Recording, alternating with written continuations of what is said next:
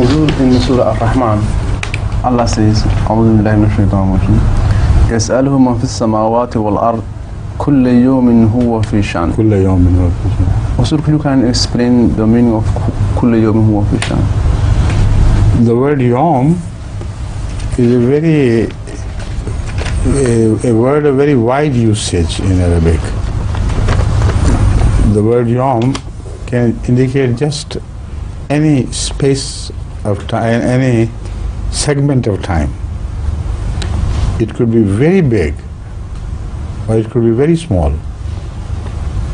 As big as 50,000 years of God's years.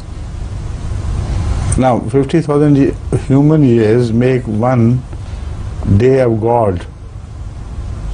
So a yom could be as big as 50,000 years as we conceive. According to my calculation, it could be much, much bigger than that. So the word yom is a very interesting phrase in Arabic, which just indicates a segment in time, a period in which something is completed. So things which are born quickly and grow quickly and die quickly, their yom is could be a split second. And the phenomenon, the scientific phenomenon of electronics, etc., is measured in such yoms as are so fast that ordinary person cannot imagine. So first of all, this is important, that by yom, it does not mean a yom of 24 hours as we know, nor does it mean only a yom of God as we read in the Quran, which could be 1,000 years according to the days which we count. But it's a very vast expression. And in each meaning which you attribute to it, God is found in a very special state of His glory and manifestation and dignity. Exactly in accordance with the moment in time which is mentioned as yom. So every split second, we can translate it, whatever occurs in the universe shows a special glory of God and manifests some specific attributes of God. And when the split second changes into another, then the next phase of the same glory appears subsequently. As such, if you look at the entire universe and what is happening there every second or a part of second, you can imagine the greatness of God and His changing style and things, His manifestation of His dignity, His attributes, etc., become innumerable. So that is one basic meaning of this verse, Kulla yawmin huwa fi shan. The second is applicable to human experiences. As humans change, they also find God changing into a responding state, which means that God becomes like the human who imagines Him, and he finds God like that. Now, it does not mean that God changes. It only means that His manifestations change in accordance with the expectations of the people. So this meaning is supported by the hadith, Ana inda dhanni abdi bi. Rasulullah sallallahu alaihi wasallam informs us that God has said that I become whatever my servant imagines me to be.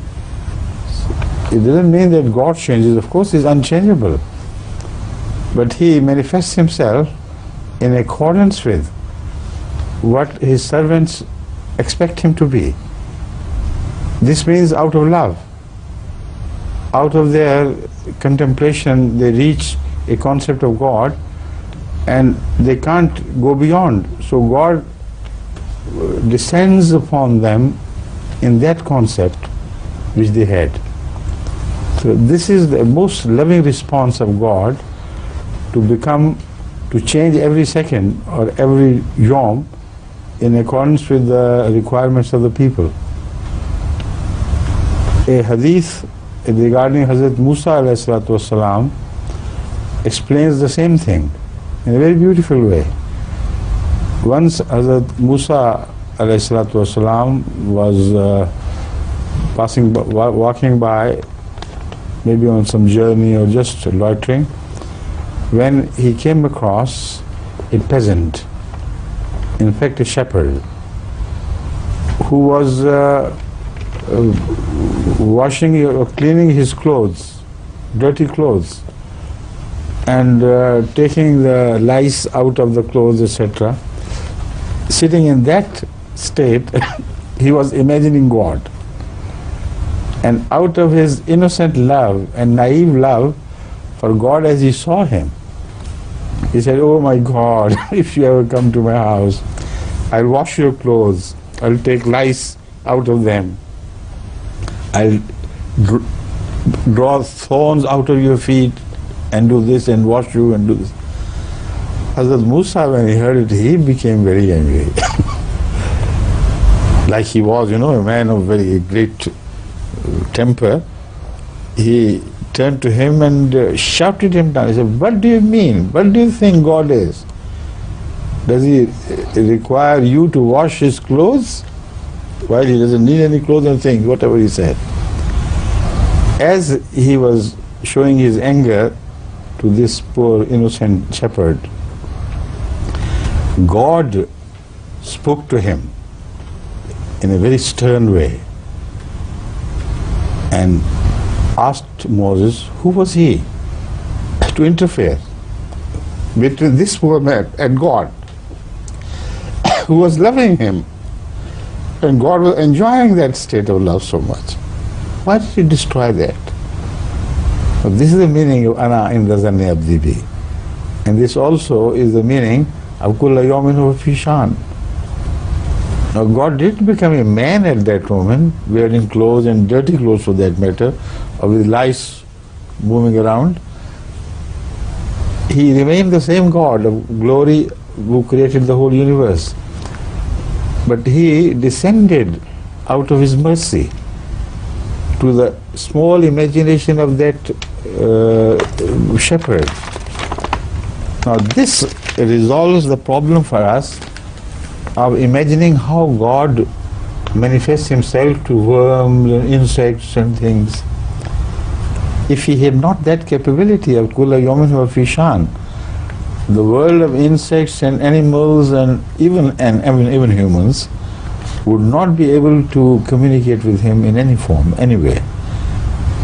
Because we are finite and he is infinite. It's impossible for a human to really visualize what God is. So this verse is a fantastic, message of hope for humans. That not only you, God manifests not only to you, but to everything in the universe, in accordance with their own capacities.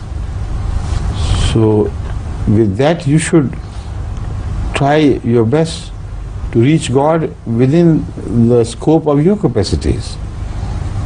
And you will find God responding to you in relation to every change which occurs in you during your journey towards God. At every step you will find him there in a different shan, in a different manifestation of his glory. So this generally is the meaning of this verse, kulla yawmin huwa fi shan, fa bi ayyi ala'i rabbikuma tukazziban. Right?